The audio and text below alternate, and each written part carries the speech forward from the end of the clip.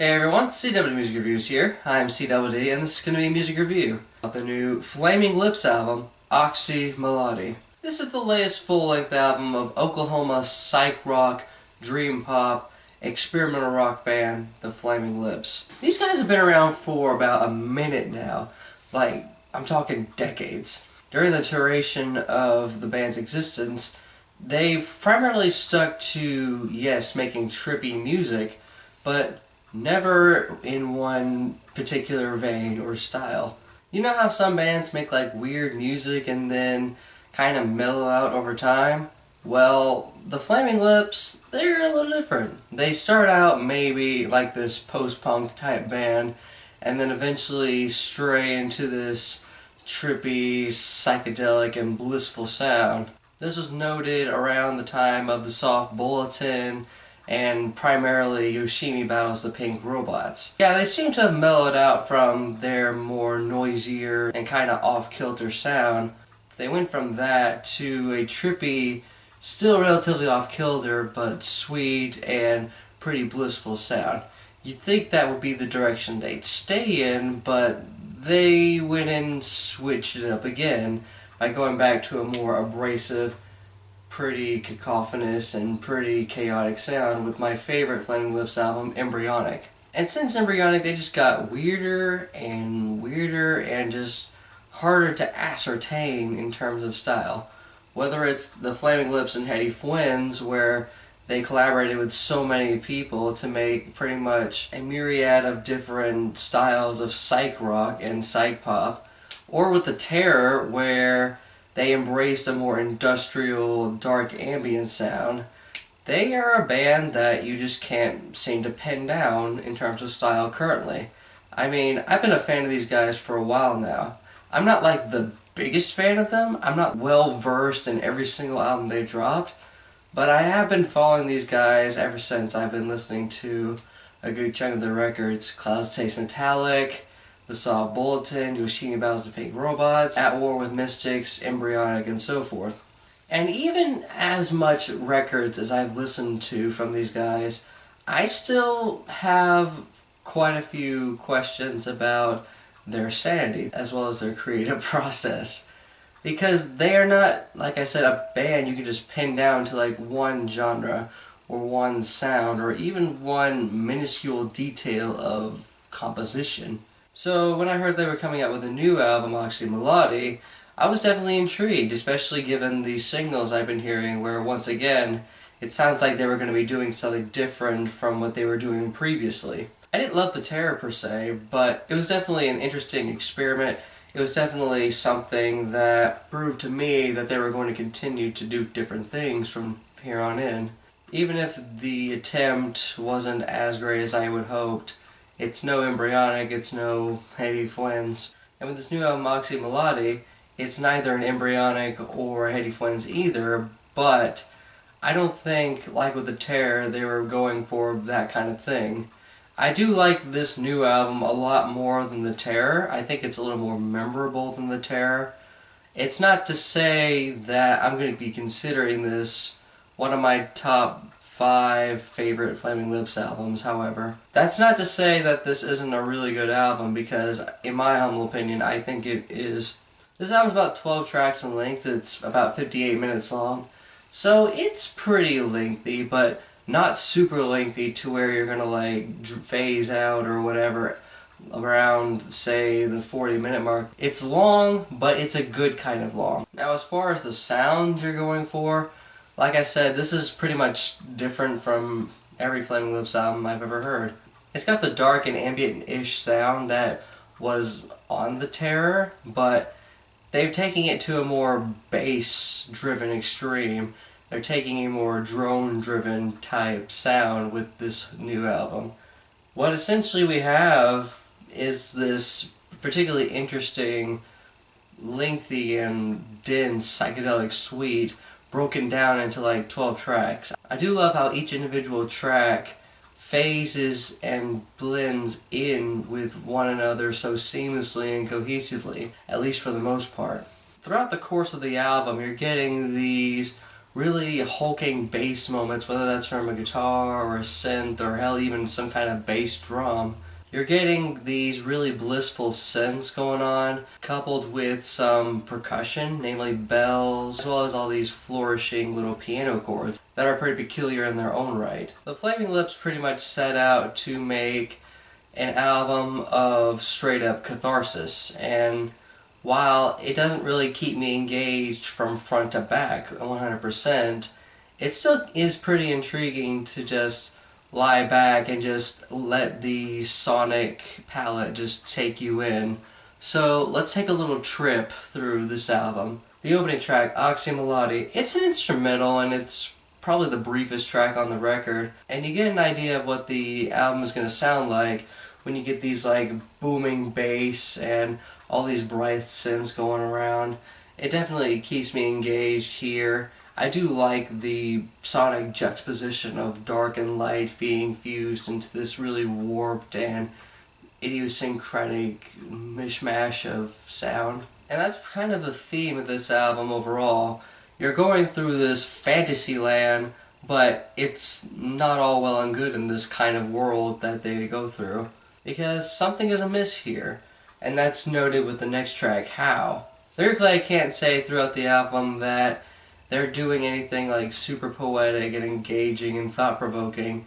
As usual, lyrically they're going for a more abstract kind of syntax. There's not much really to write home about unless you plan on dissecting each individual line. With How, you expect some kind of apocalypse going on, but he's not 100% sure how to deliver that kind of message. As far as the instrumental goes, there's some birds chirping in the background at the beginning of the track. It's got this nice laid back and spacey sound going for it. It's got kind of a soft, loud, soft dynamic where the verses are kind of soft, and when the chorus comes in, the really hulking bass synth that is pretty much used relatively prominently throughout the record is present and pretty much omnipresent. Over time, the track gets pretty thicker, it gets pretty dense. I do love the build that comes up around the latter half of the track as it goes into this sudden instrumental refrain before it once again fades into the spacey and particularly alarming and ballad-like atmosphere. Moving onward, we got the track There Should Be Unicorns, which one complaint I do have with some of the tracks here, they are pretty long. On my first initial listen, I didn't necessarily like how lengthy a good chunk of the tracks are. I don't necessarily have the patience for 5-minute, 6-minute, 7-minute long tracks that are just spacey and ambient-ish and drone-ish.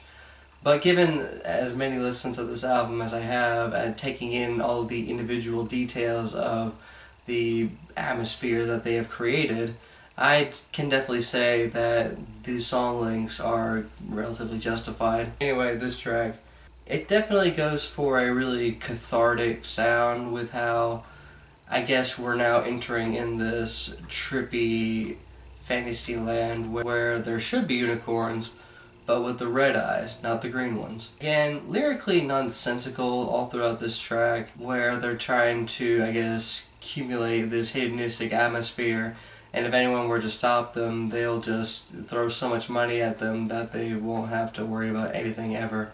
I do love the really down-pitched spoken word from Reggie Watts on the tail end of the track. It definitely is a welcome and pleasant change of pace for the track, whereas I probably would have not really liked it that much because of how lengthy and relatively one-note it gets. Then we get the track Sunrise, Eyes of the Young. Once again, pretty blissful in atmosphere, especially after the darkness that was on the previous two tracks. What I like about this track, though, is that how it seems to musically paint a picture of sunrise versus sunset. Even if the vocals here are relatively off in the distance, that's pretty much a good chunk of the tracks here. But you get a verse going on, and it sounds pretty blissful, pretty peaceful up until the verse ends, and all of a sudden you get like this kaleidoscope of time being reflected in the swirling synth and string that's on the track here. It's definitely pretty trippy. Amongst the sound that is being layered here is some nice piano chords that pretty much echo all throughout the track. That's a nice touch there. The next track, Nigdy, Never Know, not really a favorite of mine, and ironically it's because there really isn't that much of any lyrics. Just Wayne saying, no, no, no, no, no, no, no, no, no, no, no, no, no. But I do like how wavy the synth is. It kind of reminds me of the last Tame Impala record, along with the really catchy bass rhythms and the hand clapping that sound kind of synthetic. I do like every now and again the sudden blasts of, I guess, guitar distortion that comes up. It's pretty invigorating in that regard. Then we get the track Galaxy I Sink, which again, a particularly weird and cacophonous sound here. It kind of reminds me if the Flaming Lips collaborated with Bjork in the early 2000s, back when she was making the album Vespertine. Some faint little music box percussion sound, I can only assume that is. There's some pretty interesting jittering little percussion that probably comes from a snare drum of some kind. I dig how subtle and cacophonous it is, especially when around the middle of the track it just pretty much strips itself back further and going into a more solo electric guitar thing throughout the course of another minute and a half or 2 minutes. Then around the tail end of that, strings come in and add a whole other layer before it goes back into that jittering little percussion sound that was pretty interesting. There's even some faint little horns going on in the background. It's pretty interesting how the Flaming Lips are able to throw little nuances like that within the finely layered wallpaper of the sound that they seem to have perfected at this point. Then we get the next track, One Night While Hunting for Fairies and Witches and Wizards to Kill. Yeah, that was a mouthful. There's some light percussion with this track, along with this slow kind of triplet bass drum that is irregular in rhythm. This is also coupled with some bass synth. They certainly like to go for a cacophonous and cathartic atmosphere throughout the course of the album, and I do like how each track seems to put a lot of emphasis on that kind of motif that they're going for. It is pretty lengthy. I will say it's one of the more unnecessarily lengthy tracks on the album, but the length's kind of grown on me with time, especially when I start picking up on the build that's on this track, the really subtle build that's on this track and many other tracks here. I also like how on the tail end there's some whistling along with some bells and clarinet that particularly glide seamlessly well into the next track, Do Glowy. Not a favorite of mine here, but not a least favorite of mine either. Namely because, number one, it just sounds like a continuation of the previous track, more so than all the other tracks seem to sound like a continuation of each other. Plus there's these like weird little vocoder vocals along with some weird up-pitched and down-pitched vocals that sound kind of unnecessary. But I do like the hard-hitting guitar distortion and or synth when it comes up on the little instrumental refrains after the verses. It's pretty trippy. Then we glide into the next track, Listening to the Frogs with Demon Eyes. It does have quite a bit of frog croaking, cricket chirping. It's like we're going into this really blissful swamp or creek of some sort, of course of psychedelic nature. The bass here sounds kind of warm and inviting versus the bass on the previous tracks where it was hulking and pretty ominous. I do like how the blissful keys here work pretty well with the soothing vocals. All of a sudden there's some like weird guitar revving going on in the background, or what sounds like the revving of a guitar. I'm not 100% sure. It is the longest track on the record, for about 7 minutes, and for whatever reason it doesn't feel that long when I'm like engaged in this meditative and occasionally whacked out instrumental that the track goes for. Especially when this spacey moment it comes in and just pretty much overtakes everything, especially with the build that's on this track. Then we get my favorite single off of the album, The Castle. It's actually probably the brightest and catchiest spot on the whole record. I really do feel like that this is the climax or like the emergence from this particularly warped and hellish nightmare fantasy world that they've just climbed out of. Even if the lyrics at times here do sound pretty foreboding. I do like how this single sounds a lot better in the context of the album, as well as every other single that ended up on this album, such as How and Sunrise. There's just all these pleasant and blissful guitar chords going on, as well as some catchy bass going on. The vocal refrains and chorus, everything about this track is particularly catchy. Then we get to the next track, Almost Home, Blisko Domu. I really did wish that this could have been reworked as the closing track, especially how rushing and particularly alarming the first half of the track is before it goes into a trip-hop vibe, and it pretty much just glides out from there. But unfortunately, we have my least favorite track as the closer, We a Family. This track could have actually been really fantastic, especially the string slash synth in the background as the guitar chords are creating an atmosphere, and there's like some bell and vocal syncopation. I do like the build from the verses to the chorus particularly well, even if the vocoder slash vocal effects that go on before the chorus are a little off-kilter. But what essentially ruins the track for me, well, maybe not ruin, but almost ruined. There's something redundant here that could have been taken away but doesn't completely destroy the track. Miley Cyrus. Not only is her vocal melody redundant and she adds like nothing to the same lyrics practically that were just said in the previous verse, her vocals just sound flat, completely flat and unfocused, and it doesn't sound all that pleasant. Especially when the same vocal effects that were added to Wayne's voice on the first verse are added onto hers on the second verse. But I still do like how climactic the track sounds. I do like how the track wraps the whole album up. It definitely was kind of a grower for me, especially in the context of the single versus the context of the album. So overall, I definitely dig this album quite a bit. Not just as a Flaming Lips fan, but as a fan of music in general.